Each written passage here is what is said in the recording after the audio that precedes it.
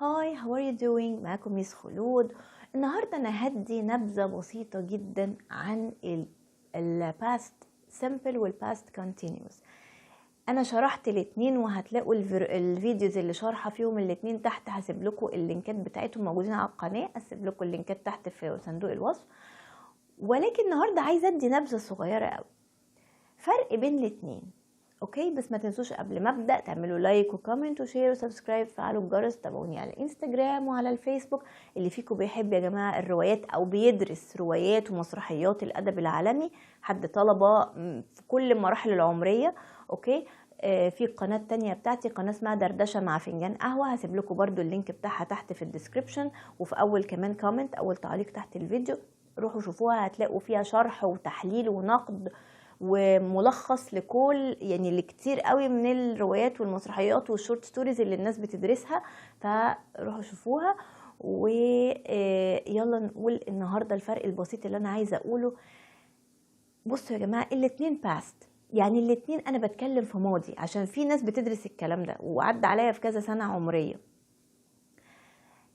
لو انا جملتي بتقول yesterday، انا في عندي الجمله yesterday يعني امبارح، فانا عندي بتكلم في past simple. امتى احط past continuous؟ يعني مثلا لو قلت I studied yesterday، انا ذاكرت امبارح، studied ده past simple، تمام، اوكي. امتى بقى الجمله تبقى طالبه past continuous مش simple؟ لو حددت ساعه، يعني لو قلت I was studying at 8 p.m. yesterday، انا هنا حطيت الساعه.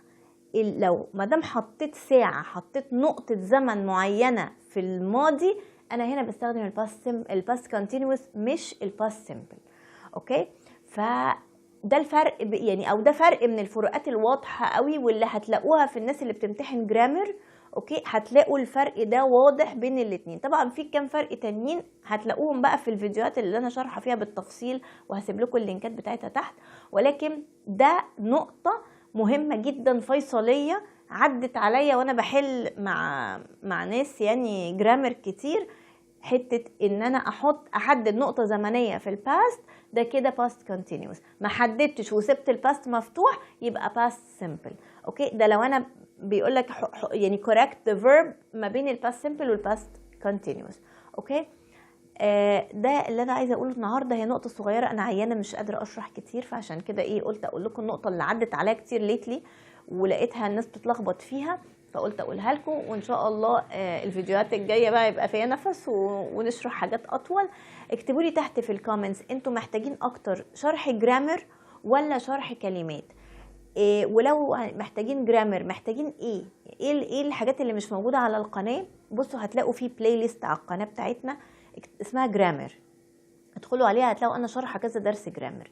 طبعا مش كل الجرامر بس شارحه كام حاجه بصوا عليها. لو انتوا محتاجين حاجه مش موجوده على القناه في الجرامر، اكتبوا لي تحت في التعليقات تحت الفيديو ده، اكتبوا لي ايه دروس الجرامر اللي انتوا حابين ان احنا نشرحها، وإذا انتوا بتدرسوها او حد من قرايبكم او من صحابكم او من ولادكم بيدرسها وعايزين تعرفوا الشرح بتاع الجرامر، اكتبوا لي تحت اسم الدرس وانا ان شاء الله هعمل عليه فيديو، اوكي. عشان قالت لي انا مش قوي في مود ان انا افكر في اشرح ايه بالظبط، اللغه كبيره وعندي ماتيريال بتاعت كل السنين، فانا مش عارفه ابدا بايه واستنى بايه. حابه اركز على الجرامر والكلمات تبقى كده في النص.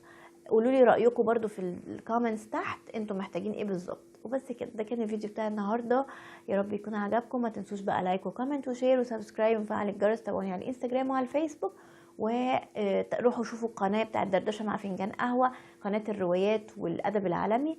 وبس كده، اشوفكم ان شاء الله على خير في الفيديو الجاي. باي باي.